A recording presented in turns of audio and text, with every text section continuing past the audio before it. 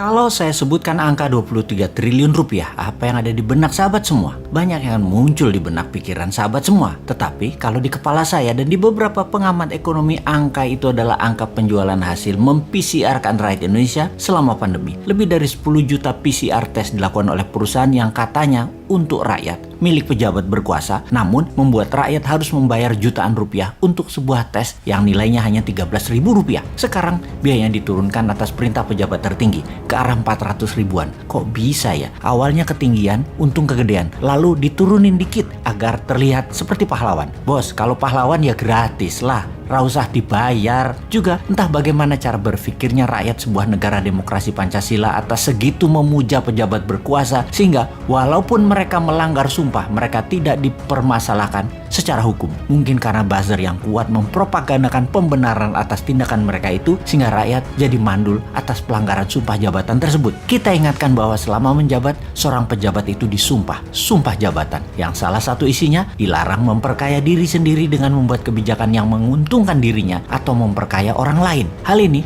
sekarang dilakukan oleh orang di sekeliling penguasa yang baik, yang jujur, yang rendah hati pilihan rakyat tersebut, namun membiarkan banyak penyalahgunaan jabatan oleh orang-orang di sekelilingnya. Ini bukan kita loh yang mengatakan, ini dikatakan dengan tegas berkali-kali oleh Profesor Mahfud MD.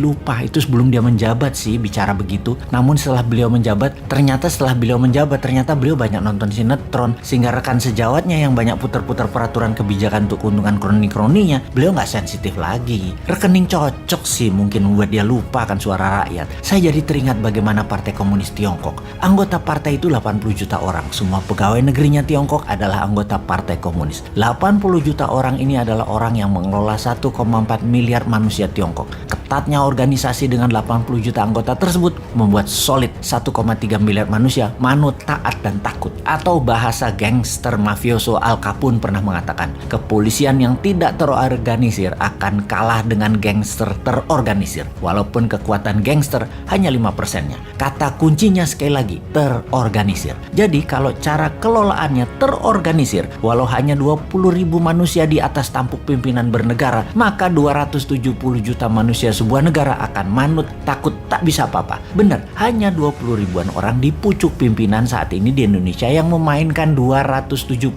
juta manusia Indonesia yang swargo nunut neroko katut, atau digiring ke surga ya ikut, digiring ke neraka ya ke bawah. 20 ribuan manusia itu siapa saja? Puncuk pimpinan tertinggi pemerintahan dan para menteri dan para pejabat eselon 1 departemen ke departemen lainnya plus BUMN, nggak ada 2 ribuan orang. Militer dan kepolisian tidak lebih 100 orang yang berbintang 3 dan berbintang 4. Anggota DPR dan elitis parpol sampai DPRD tidak sampai 10 ribuan orang. Pemerintah daerah, gubernur, bupati, wali kota beserta jajaran tinggi Pemda, nggak ada 3 ribuan orang. Di seluruh jabatan publik posisi elitnya tidak sampai 3 ribuan orang. Sekali lagi, hanya 20 ribuan pejabat pengambil keputusan yang mempengaruhi 270 juta manusia Indonesia. Mau dibuat pinter rakyatnya, mentalnya mau jadi kuat, manusianya menjadi produktif, atau mau dibuat rakyat Indonesia ini menjadi malas, manut, takut, atau mau dibuat menjadi negara yang ditakuti dunia, dihormati, menjadi negara kaya, menjadi negara superpower militernya, menjadi negara yang mendominasi laut. Ya hanya 20 ribuan orang ini saja yang bekerja. Kalau 20